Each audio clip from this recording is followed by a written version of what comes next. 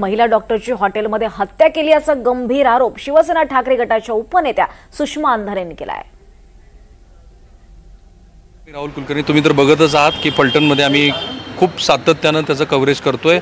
तुम्ही एक आरोप केलाय आणि मी त्या हॉटेलमध्ये गेलो होतो रात्री, काय घडलं ते सगळं महाराष्ट्राला दाखवलं, पण तुम्ही आता म्हणताय की तो खूनच आहे।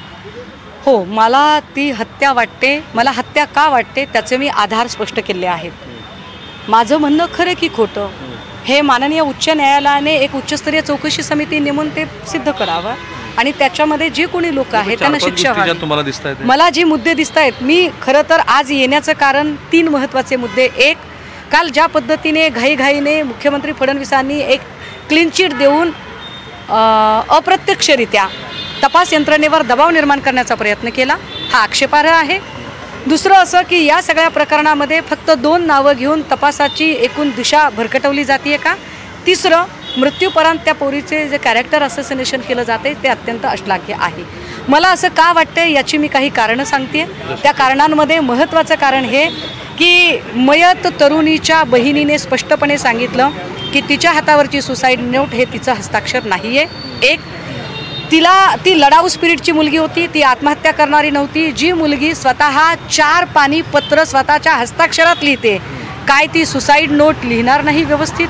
मग सुसाईड नोट गायब झालेला आहे का? जी मुलगी आपल्यावर काय कारवाई झाली आहे ह्याची वारंवार विचारणा करते, नुसती विचारणा करत नाही तर ती माहिती मिळत नाही म्हटल्यावर ती माहिती अधिकारखाली माहिती मागवण्याचा प्रयत्न करते, म्हणजे ती फाईट करते इन्स्टिट्यूशनच्या विरोधात।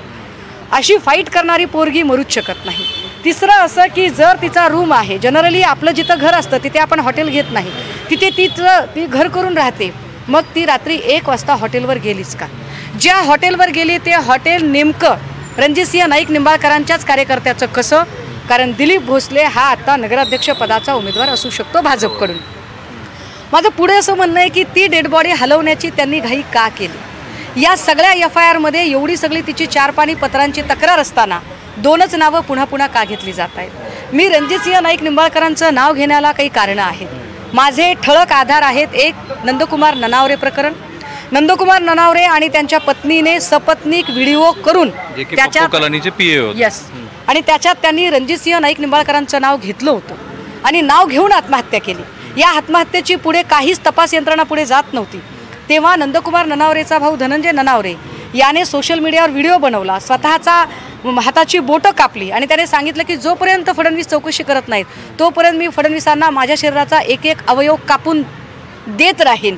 आणि मग थोडीशी चौकशी पुढे आली, पण त्यात फक्त शिंदे गटाचे आमदार बालाजी किनीकर यांची चौकशी झाली।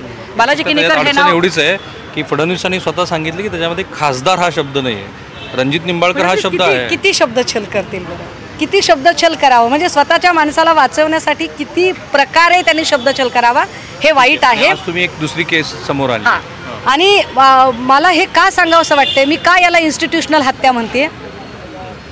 रोहित वेमुल्लाची ज्या पद्धतीने हत्या झाली, रोहित वेमुल्ला जसा इन्स्टिट्यूशनल हत्येचा बळी आहे तशीच संपदा मुंडे सुद्धा एका इन्स्टिट्यूशनल मर्डरची बळी आहे, असं मी सांगण्याला काही कारण आहे। त्याचं महत्त्वाचं कारण असं की रणजितसिंह नाईक निंबाळकर यांनी देवेंद्र फडणवीस सत्तेत आल्यापासून 277 FIR मी आज दाखवल्यात।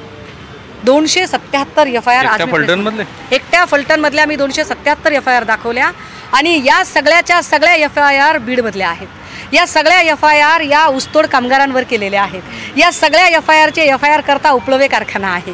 हे फार विशेष आहे, म्हणजे एखाद्या ऊसतोड कामगाराने आपलं काम ऐकलं नाही की त्याला बेदम मारहाण करायची, त्याच्यावर वाटेल ते 420 काय जे वाटेल ते सगळे गुन्हे दाखल करायचे। मलाच दिलेल्या मुलाखतीमध्ये मी हा पहिला प्रश्न विचारला होता, तोपर्यंत महाराष्ट्राला हे माहिती नव्हतं की नेमका FIR कशासाठी फाटलाय, तो कोणता दबाव आहे। त्यांचं असं म्हणणं होतं की बीडमध्ये ज्या लोकांना आपण उचली देतो ते लोक काही पैसे परत देत नाहीत, आमच्याकडे दुसरा काही पर्याय नसतो म्हणून हे करायला लागतं। हे ऑन रेकॉर्ड त्यांनी सांगितलं। आता हे ऑन रेकॉर्ड जरी त्यांनी सांगितलं तरी तुम्हाला मारायचा अधिकार नाही ना, तुम्ही तक्रार करू शकता, तुम्ही त्याचा जीव जाईपर्यंत त्याला मारू शकत नाही। तुम्ही त्याला जीव जाईपर्यंत मारता, त्याची 2D इको करायला डॉक्टर सांगतायत, डॉक्टर तसं ऑन पेपर सांगतायत आणि तुम्ही त्याच्यावर दबाव आणता की त्याला फिजिकली फिटचं सर्टिफिकेट दाखवा, जेव्हा की ती फिजिकली फिट दाखवू शकत नाही आणि त्यावर PSI पाटील आणि API जायपात्रे तिला सांगतात की तुला कुणाकडे जायचंय तिकडे जा, तू बीडची आहेस, तुझं आडनाव मुंडे आहे, तू अमुक एका समूहातली आहेस, त्यामुळे तुझ्याबद्दल कुणाच्याही मनात सहानुभूती नाही. आता हे जी तिला तुम्ही केस आणली ते आता मग मी पुन्हा म्हणजे मी का रणजितसिंह नाईक निंबाळकरांचं नाव घेते त्याचं तिसरं कारण 277 FIR, नंदकुमार ननावरेंचं प्रकरण, आत्ता हे प्रकरण. माझ्यासोबत अगवणे, या अगवणेंच्या कन्या मी आणल्या. संपदा मुंडे बिचारी वाचली नाही आणि अगवणेंच्या 2 पोरी वाचल्या. अगवणेंच्या 2 पोरींनी सुद्धा आत्महत्येचा प्रयत्न केला. तो व्हिडिओ बघितला. जगदीश कदम नावाचा माणूस, या जगदीश कदम जो रणजितसिंह नाईक निंबाळकरांचा लेफ्ट राईट हँड आहे, त्याने अक्षरशः त्यांच्या घरात जाऊन त्यांच्या अंगावर हात टाकायचा प्रयत्न केला. त्याच्यावर त्यांची कंप्लेंट घेतली नाही. हे फार विशेष आहे की ती पोरगी बिचारी शिकणारी पोरगी आहे, विद्यार्थिनी आहे. विद्यार्थिनीवर कोणता गुन्हा दाखल व्हावा? जिचं विद्यार्थिनीवर तुम्ही फसवणुकीचा गुन्हा दाखल केला, ईडीचा गुन्हा दाखल केला, मकोकाचा सुद्धा गुन्हा दाखल झाला. दिगंबर अगवणेची पोरगी जी कॉलेजात शिकते, जी पोरगी ही विद्यार्थिनी दशेतली आहे, जिची काही म्हणजे रॉबरी नाही, रॉबरीच्या गुन्ह्यात नाही आहे, जिने कुठे दरोडा टाकला नाही, खून केला नाही, अपहरण केलं नाही, खंडणी मागितली नाही, हप्ते वसुली केली नाही, भांडणात नाही, त्या पोरीवर मकोकाचा गुन्हा. म्हणजे रणजितसिंह नाईक निंबाळकर पोलीस स्टेशनचा किती गैरवापर करतात हे पुन्हा एकदा स्पष्ट होतं. आणि त्यांच्या त्यामुळे छळछावणीचं स्वरूप तयार झालेलं आहे. आणि आपण फक्त बीडच्या छळछावणीबद्दल बोलत होतो, आपण फक्त परळीच्या छळछावणी, आता ते फलटणच्या छळछावणी. हो, आता परळीची जशी छळछावणी होती तशीच फलटणची आहे. एकाच वाक्यात उत्तर आहे की ह्या सगळ्या प्रकरणामध्ये रणजित निंबाळकरावरती कुठल्या गुन्ह्याचा तुम्ही विचार? मला असं वाटतं की रणजितसिंह नाईक निंबाळकरांवर सुद्धा तीच कलमं लागली पाहिजे जी कलमं आता बदने आणि यांच्यावर लागलेली आहेत. कारण बदने आणि बनकर या दोघांच्या बसचं ते काम नाही. माझं असं म्हणणं आहे की याच्यात अनेक लोक आहेत, 15पेक्षा जास्त आरोपी आहेत.